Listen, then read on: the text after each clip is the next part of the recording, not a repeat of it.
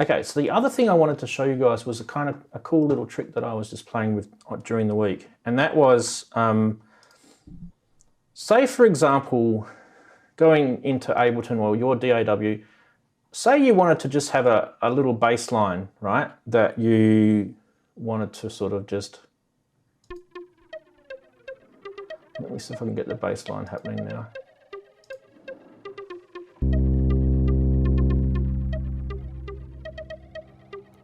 Let's get Blue ARP happening.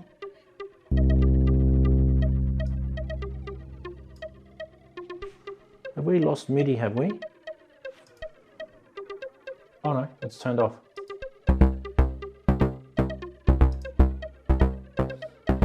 Alright, so now that is the ARP 2600 through MIDI that's being controlled by the Blue ARP. And because this is a pattern editor, I can control how I want this to sound. So if I don't want the double, I can just do that. Or I can have a bit more techno sounding, right?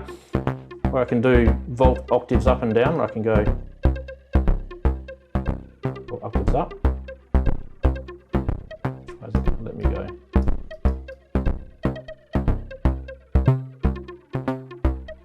Anyway. So that's the cool thing about Blue ARP as a software instrument. You could also use the hardware version as well. But then, if I bring the drums in,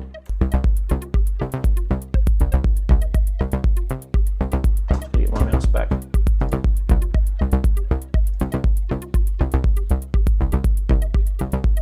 I think that's the wrong view.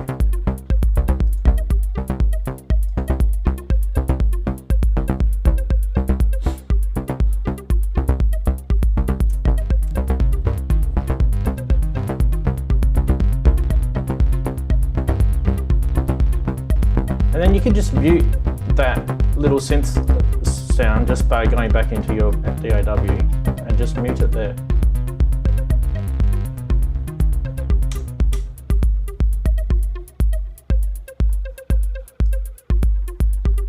And you can bring those little sequences back in, bring some ARPs in.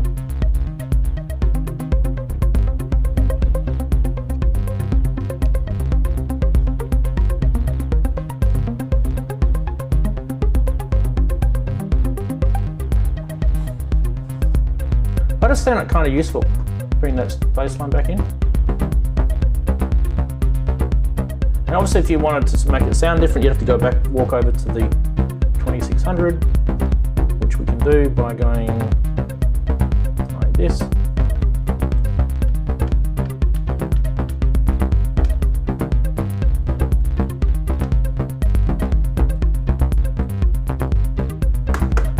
Have a little wander over here, make it sound different. Let's turn all the other noises off.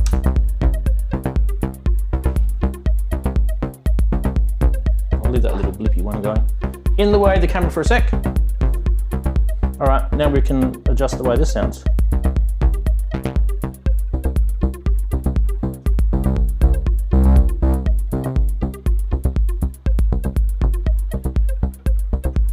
Want more of a stab sound?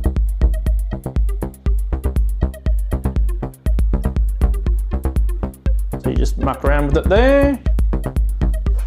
Gets a bit boring after a while, doesn't it? Bring your sounds in.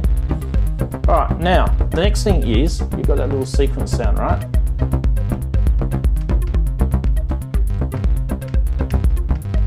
That little sequence sound is coming from here.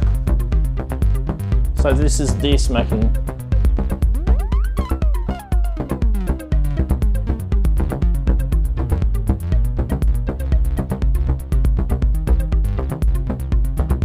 That's what's making that sound, which is a 2600 oscillator. And then we can adjust. And you also got Rachel playing around here as well.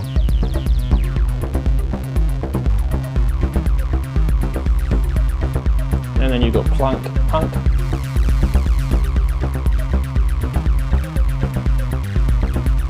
All right, now let's get a sequence happening.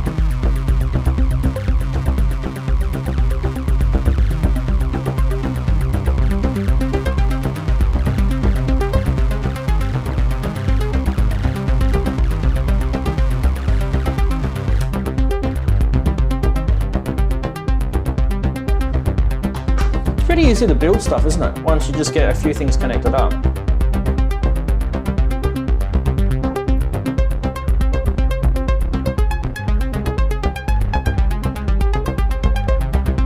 All right, what I'm doing there is I'm playing with this thing,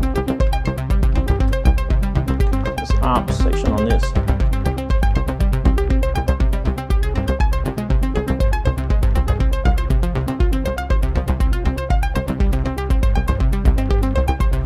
And if we want to adjust the filter on this, we just adjust the mod wheel. I've got the mod wheel connected up. Getting sick of the bass sound, you just mute it. It's like a movie chase sequence. It's kind of a bit, it's a bit clean sounding, right? This is why I added this in, this kind of grunge sound. You just take the latch off here, this bit.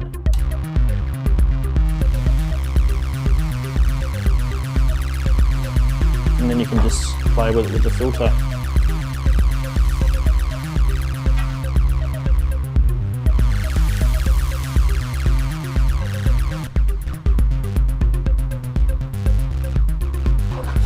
Anyway. Obviously, once I had all that going, I was kind of intending on playing 2500 over the top.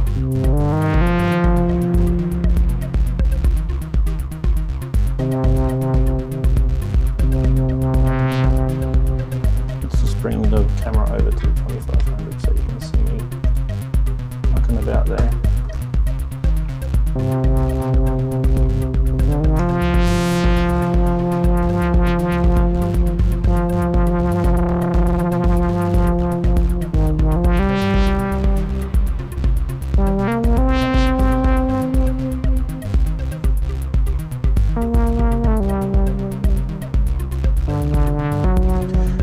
What about you guys? I'm a big fan of movement in sounds. Do you know what I mean? Like, we want to have, what we want to have is we want to kind of have as much modulation capabilities as you can, but then being able to control that modulation so that you can bring it in and take it out as you need. So like what I was just doing then is I've got two CV controls. One's for the filter,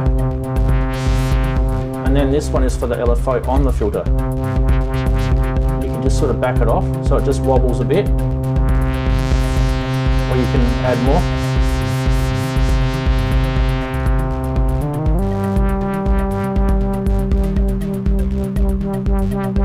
So you can make it really harsh, and then you can speed it up. Get some FM sort of stuff.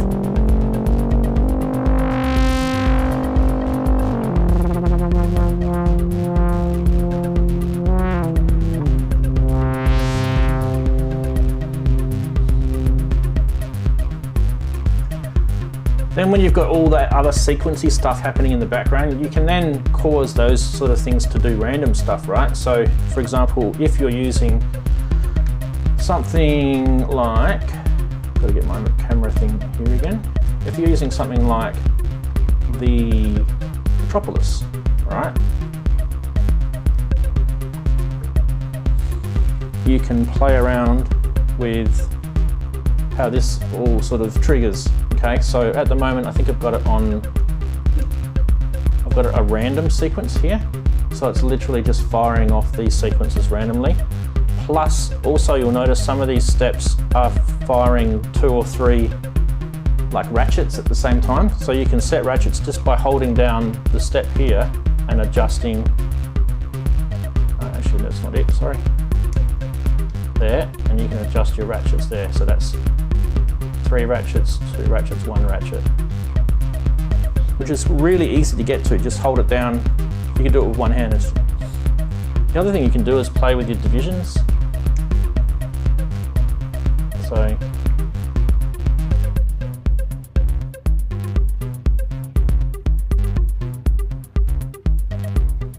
you can change the scale to a minor or Dorian. Then you can also change how many steps, and then you've got all this. This is the, you know, the 185 features where you've got these held notes, muted notes. Just kind of handy that you can just play with that sort of stuff while you, and you add your arpeggiator back in.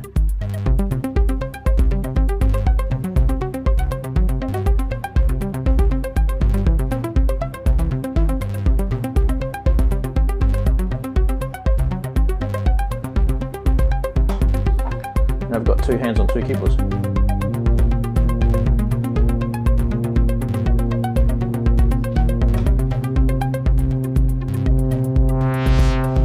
I think the latch will be helpful if I was doing this sort of stuff.